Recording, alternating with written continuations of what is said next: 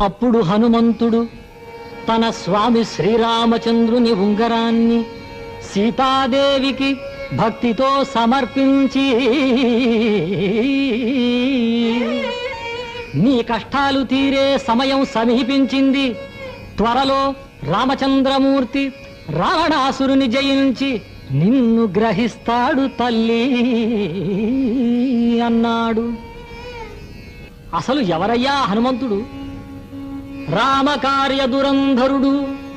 శ్రీరామ పాద సేవలో తన జీవితాన్నే చరితార్థం చేసుకున్న పుణ్యమూర్తి. నాటికి నేటికి చిరంజీవి. మరి ఎక్కడ ఉంటాడా హనుమంతుడు? యత్ర యత్ర రఘునాథ కీర్తనం తత్ర తత్ర కృతమస్తకాంజలిం బాష్పవారి పరిపూర్ణలోచనం మారుతిం నమత రాక్షసాంతకం.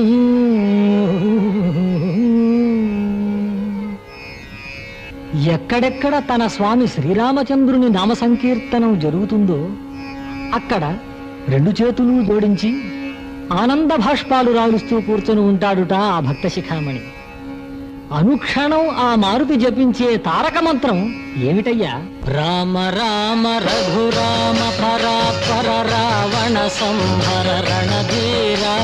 రామ రామ రఘురామ పరాపర రావణ సంహర రణధీర.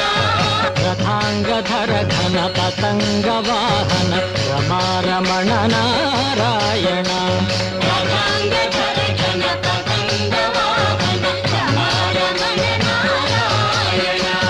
చారుశీల సురలోల నిరంజన సత్వపరాయణ సువిధాన.